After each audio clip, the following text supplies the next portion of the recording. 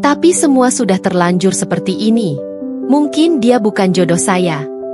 Bu Danki menghela sembari kembali menepuk-nepuk punggung tangan Nena.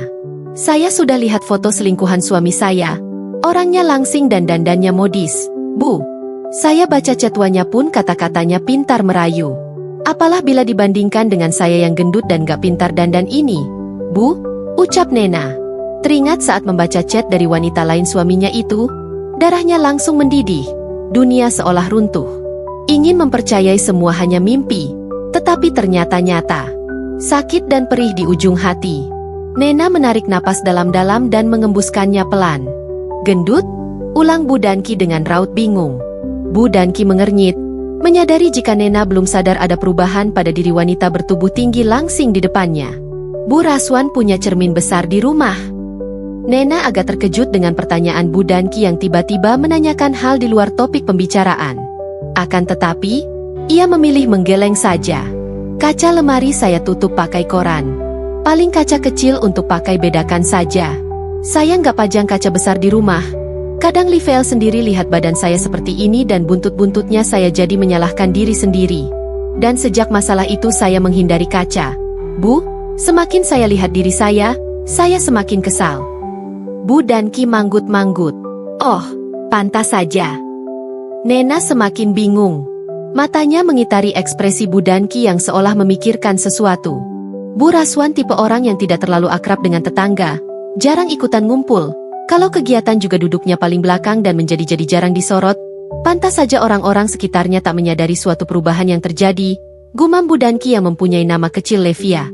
Di tempat penugasan, Raswan sibuk berkirim pesan chat dengan kekasihnya. Nanti aku chat lagi. Yah, gak enak sama atasan kalau aku sering pegang handphone.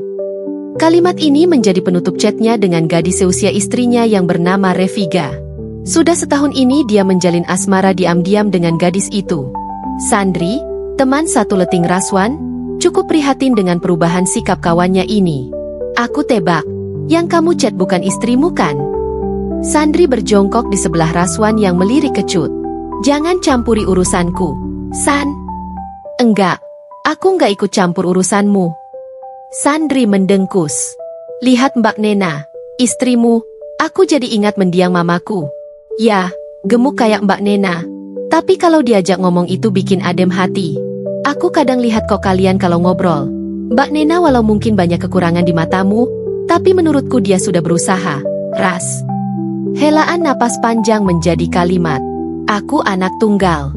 Papaku kerja luar kota dan bertemu wanita lain di sana. Aku dan mama ditinggalkan. Mendengar cerita Sandri, ada sedikit perasaan tersentak pada Raswan. Aku bantu mama jualan kue keliling, Ras, tiap aku pulang sekolah. Mama selalu tersenyum untuk menguatkanku agar menerima kalau kehidupan kami sudah berubah setelah papa meninggalkan kami. Sandri menatap ke depan. Saat aku lulus SMA, mama bekerja keras untuk mengumpulkan uang supaya aku bisa mengikuti seleksi Bintara. Maklum, rumahku jauh aksesnya dari perkotaan.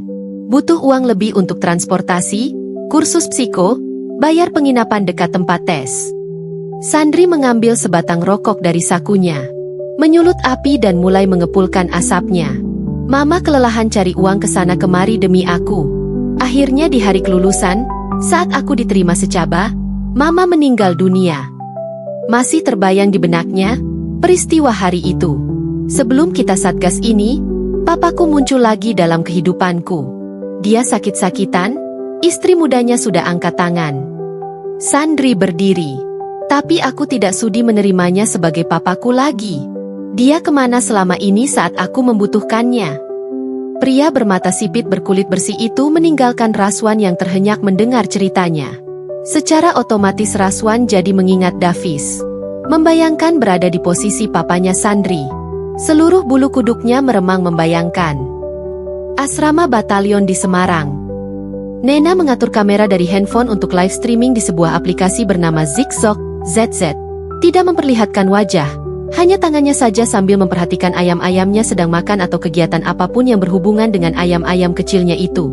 Guys, pagi ini kita ditemani si gembul Bobo.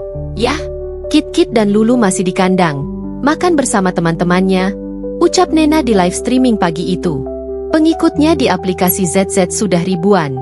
Nena mencari uang tambahan dari aplikasi ZZ untuk modalnya membuka peternakan. Apa saja dikerjakan sebisanya selama halal asal bisa terkumpul uang lebih untuk mulai membangun kehidupan mandiri bersama putranya. Selama 5 bulan membangun branding di aplikasi ZZ dengan menampilkan hal yang berbeda yaitu video anak-anak ayam yang dibuat sekreatif mungkin. Akun Misna perlahan mulai dikenal banyak orang. Tak hanya karena kreativitas video yang membuat akun Misna ramai, juga karena Nena sesekali mendongengkan sebuah cerita tanpa menampakkan wujudnya, hanya suara saja. Suaranya yang merdu mampu menggaet subscriber semakin banyak. Dari hasilnya branding di aplikasi tersebut, Nena lumayan bisa menabung untuk membeli lahan yang akan dikelolanya menjadi peternakan ayam. Miss, suaranya indah banget. Sesekali lihatin wajah Misna dong. Kita penasaran nih. Satu chat mengawali aksi ingin melihat wajah Misna membuat akun yang lain ikut-ikutan menyerbu dan membanjiri kolom komentar. Betul, kepo nih pengen tahu wajah Misna. Pasti cantik. Suaranya saja indah. Nena gelagapan. Gimana ini? Mereka penasaran dengan wajahku. Ia takut jika menunjukkan wajahnya, subscribe channelnya akan kecewa dan ilfeel. Tante Nena cantik banget kok. Kenapa nggak nongol aja di kamera? Celetuk gadis kecil anak tetangga yang kebetulan sedang main di belakang rumahnya, dekat kandang ayam. Bah.